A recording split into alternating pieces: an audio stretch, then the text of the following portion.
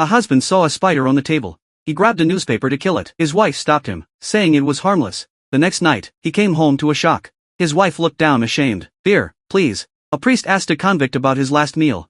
"Sweet corn, packed in my mouth," he requested. The priest nodded, pulling the switch sadly. A detective deduced everyone on the train was guilty. Someone drugged the victim with a handkerchief. The others stabbed him with a knife. Each left evidence: a pen, a brooch, ash, and a passport. "Confess when the train arrives." The detective killed himself. "Why him? How would I know? I'm not a detective." Dad saw Billy eating trash. "I'm eating trash, old man, you wouldn't get it." The dad told his wife he didn't know how to connect. "Don't worry, we can ask an expert." "Stop eating, stop."